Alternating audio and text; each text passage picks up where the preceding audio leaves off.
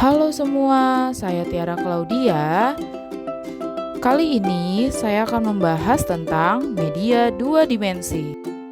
Tujuan pembelajaran pada materi ini yaitu mahasiswa diharapkan mampu menganalisis dan menjelaskan pengertian media dua dimensi, jenis-jenis media dua dimensi, dan juga mampu menyebutkan karakteristik dari media dua dimensi. Sebelum kita membahas media dua dimensi, mari kita bahas apa itu media. Menurut Sadirman dan DKK, pada tahun 2011, kata media berasal dari bahasa Latin yang secara harfiah berarti perantara atau pengantar. Dalam perspektif belajar mengajar, media adalah pengantar informasi dari guru kepada siswa untuk mencapai pembelajaran yang efektif. Menurut Nas dan Akbar pada tahun 2008. Adapun pengertian media pembelajaran menurut Azikiwe pada tahun 2007, media pembelajaran mencakup apa saja yang digunakan guru untuk melibatkan semua panca indera, mulai dari penglihatan, pendengaran, peraba, penciuman, dan pengecapan saat menyampaikan pelajaran. Sedangkan menurut Sujana pada tahun 2001, Sujana mengatakan bahwa media pembelajaran sebagai alat bantu mengajar dalam komponen metodologi yang diatur oleh guru untuk menata lingkungan belajarnya. Dan sedangkan menurut Akib pada tahun 2010, Akib menuturkan bahwa media pembelajaran sebagai segala sesuatu yang dapat digunakan untuk menyalurkan pesan, merangsang pikiran, perasaan, perhatian, dan kemauan siswa sehingga dapat mendorong proses belajar siswa. Maka, dapat ditarik kesimpulan bahwa media pembelajaran merupakan segala sesuatu alat yang digunakan sebagai perantara atau penghubung guru kepada peserta didik yang bertujuan untuk meningkatkan stimulus peserta didik agar termotivasi untuk mengikuti kegiatan belajar mengajar. Setelah kita membahas pengertian media dan media pembelajaran, mari kita bahas apa itu media dua dimensi. Kata media berasal dari bahasa Latin, yaitu medius yang secara harfiah berarti perantara atau pengantar. Selain itu, media juga berasal dari bahasa Latin yang merupakan bentuk jamak dari kata medium dan secara harfiah berarti perantara atau pengantar sumber pesan dengan penerima pesan, menurut Hamdani pada tahun 2011. Sedangkan media pembelajaran adalah alat bantu proses belajar mengajar, segala sesuatu yang dapat dipergunakan. Media dua dimensi mempunyai nilai tertentu, yaitu memudahkan penyajian seperangkat materi tertentu, membangkitkan minat anak, keseragaman informasi, dapat dilakukan secara berulang, menjangkau semua bidang pelajaran, guru dituntut memiliki keterampilan dalam kegiatan pembelajaran, termasuk kemampuan memberikan penjelasan, baik penjelasan pokok maupun penjelasan tambahan. Jenis-jenis media dua dimensi. Yang pertama yaitu ada media grafis. Media grafis terdiri dari satu, media grafis. Media ini merupakan media visual yang menyajikan fakta, ide, atau gagasan melalui penyajian kata-kata, kalimat, dan simbol atau gambar. Lalu yang kedua ada sketsa. Sketsa merupakan gambar sederhana atau draft kasar yang melukiskan bagian-bagian pokok dari suatu bentuk gambit. Lalu yang ketiga ada gambar. Gambar atau foto merupakan media pembelajaran yang sering digunakan. Gambar atau foto ini berfungsi untuk menyampaikan pesan melalui gambar yang menyangkut indera penglihatan. Lalu yang keempat ada grafik. Grafik adalah pemakaian lambang visual untuk menjelaskan suatu perkembangan suatu keadaan. Grafik lebih banyak merupakan garis-garis kurva.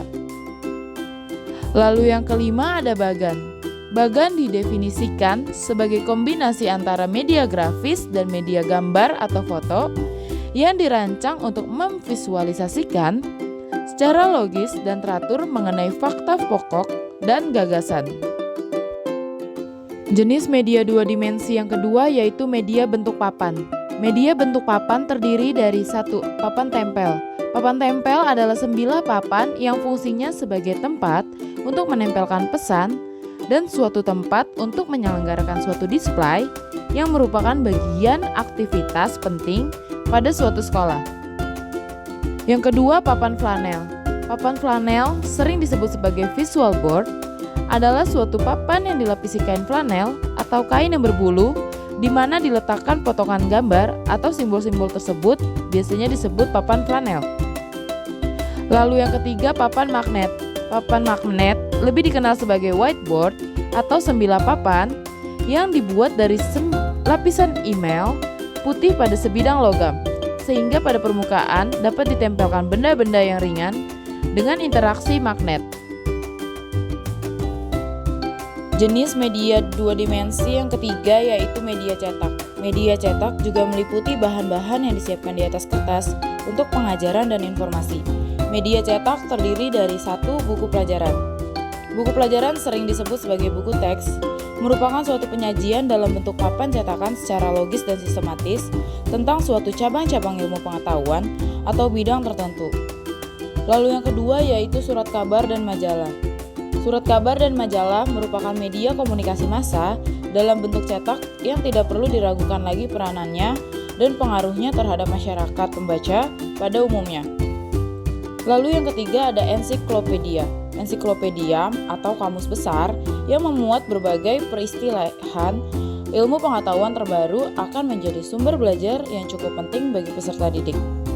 Ensiklopedia merupakan sumber bacaan sebagai penunjang. Setelah kita mempelajari apa itu media dua dimensi, jenis-jenis media dua dimensi, berikut kita akan mempelajari karakteristik dari media dua dimensi. Yang pertama yaitu ada karakteristik media grafis. Media grafis berfungsi untuk menyalurkan pesan dari sumber ke penerima pesan. Saluran yang dipakai mencakup indera penglihatan. Pesan yang akan disampaikan dituangkan ke dalam simbol-simbol komunikasi visual, dan simbol-simbol tersebut perlu dipahami artinya agar penyampaian pesan dapat berhasil dan efisien. Lalu karakteristik yang kedua yaitu karakteristik media bentuk papan.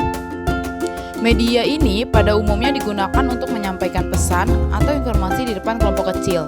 Media papan di sini meliputi papan tulis, papan flanel, papan buletin, dan juga papan magnet. Media papan yang paling sederhana dan hampir selalu tersedia yaitu papan tulis. Dengan perencanaan yang baik, kapur berwarna menampilkan informasi pada saat siswa harus melihatnya, dapat menjadi alat penyajian pembelajaran yang efektif. Lalu karakteristik yang ketiga yaitu karakteristik media cetak. Fungsi media cetak tidak kalah dengan radio atau program audio dan televisi atau program audio visual. Bahkan untuk kalangan tertentu, bahan bacaan seperti buku jurnal, majalah, koran, manual instruktur, brosur, dan juga lainnya lebih menguntungkan karena dapat dibaca berulang kali dan dijadikan sebagai bahan acuan ilmiah. Bahan-bahan itu tersebar di toko-toko buku, di rumah pribadi, di kaki lima, atau bahkan di tangan pedagang asongan. Itu tadi penjelasan mengenai media dua dimensi. Sekian dari saya, terima kasih dan sampai jumpa di video-video berikutnya.